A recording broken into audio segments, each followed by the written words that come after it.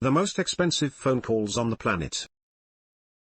Many years ago, more than 15, I worked as a programmer for an oil and gas automation company. This means we would design and build the computer systems for oil and gas plants, commission them, and support the operators during day-to-day operation. Because of this, my company ran a 24/7 support phone. Every week a member of my team would get the phone and be expected to be available to answer calls 24/7. We had enough people on the team that it would roughly equate to getting the phone twice a year. Most of the employees of this company were salaried, and the 24/7 phone was written into their contract. For every phone call they took, they could charge a minimum of 1 hour in bank time.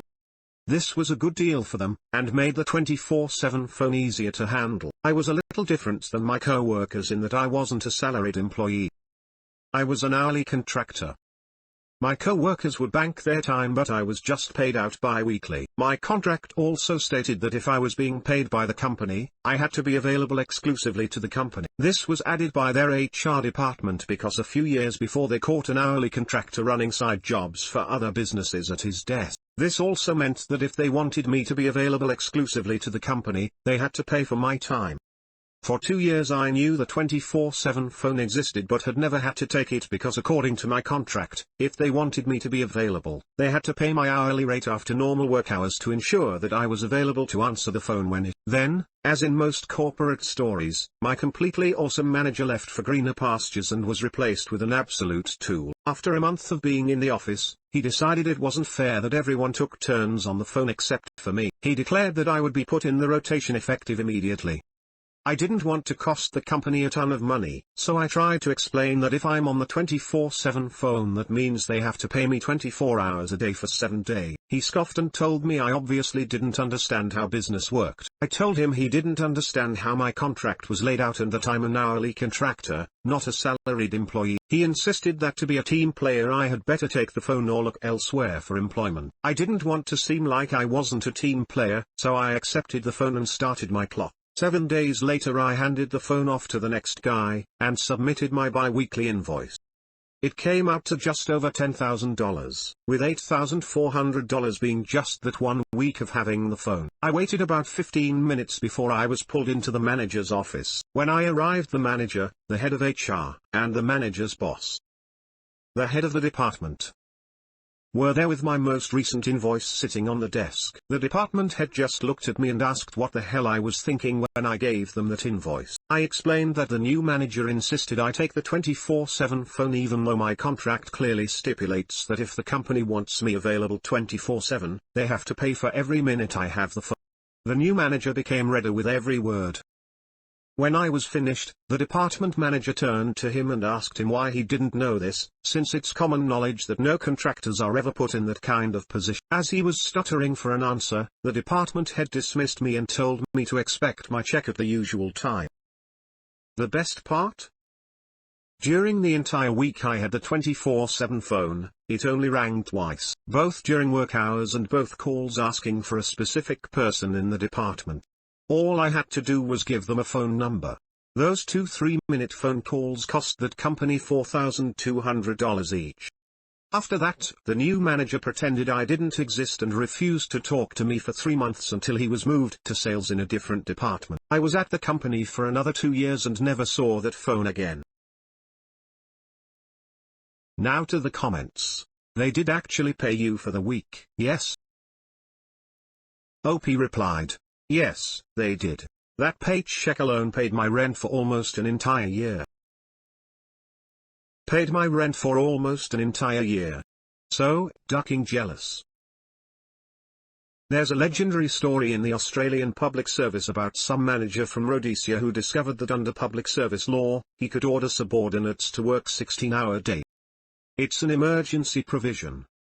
Ultimately, the job of a government is to do everything that no one else will do. He scoffed when he was told that yes, you can do that, but the department has to pay triple time. The department had to negotiate an agreement to pay off the debt in installments over several months. Don't know what happened to the manager, hopefully he was dismissed, and maybe he learned something about Australian law.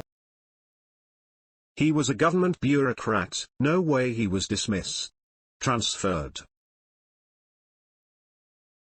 Ah yes, I remember that. I believe his last name was Morrison and he failed upwards so many times he is currently serving as Australia's Prime Minister. When opportunity rang, you took the call. Alas, I only have but a silver to give, but you deserve it. Don't worry friend, the gold on me. He. Nice work OP. And very loudly subtle, I must say. You schooled him on how business actually works. The moment the manager scoffed, I was like, oh man, you shouldn't. You really shouldn't. But now we need to know how many dollars you were earning per minute and second. Please indulge us OP. OP replied, I was making approximately 1.39 cents a second, and 83.4 cents a minute. Oh, sorry. Should have clarified while you were on the phone calls. $8,400 a minute on the actual phone calls. I kinda lost my last job since my on-call cost was way too high also. Nice 10K on the side but forced my out of a real cool job. OP replied. Or, boo. That sucks. Not that bad. I am still working for the same company, just in a slightly different role. This is malicious compliance at its best. Until he was moved to sales, best place for him. I'm just curious because I'm not in the workforce yet, but what's wrong with sales? OP replied. Salespeople were the banes of our existence. They'd promise the client the earth and then expect us to deliver on their promises, most of which were impossible. I remember one salesman being forcibly removed from the department when he kept promising things that didn't exist and couldn't physically be done by the hardware. Those 2 3-minute phone calls cost that company $4,200 each. Clean up in aisle my pants. I'd give you gold, but you got paid an extra $8,400, so. You are a malicious genius. Bravo. I had a VP throw a hissy fit and told my manager to send me home for 3 days, PTO or loss of wages. I had done nothing wrong and I verified with HR to determine what I should do. HR instructed me to go home. When I came back, no one wanted to admit that the incident occurred. I stated that I am comfortable if everyone walks away. HR agrees. My manager tells me to put the time in for the PTO. I refuse and he puts it in himself. I screen print the transaction and drop it off on the CEO desk, explain the situation and ask him if he could find out what it is all about because no one is providing me anything in writing about the incident. I also ask him to dock my wages since I need the PTO time for my own use. Since I was salaried, they can't dock my wages. I knew this. No one was going to dock my salary for doing nothing wrong. Hence my statement that everyone walks away. I basically offered a vague apology to the VP for being confused. That pissed off the VP even more. They deleted the PTO from my balance.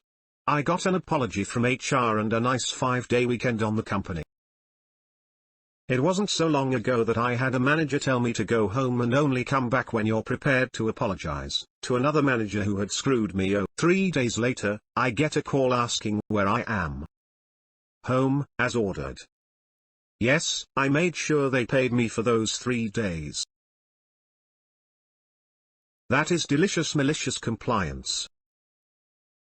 Every now and then the rules work in your favor, and it's awesome.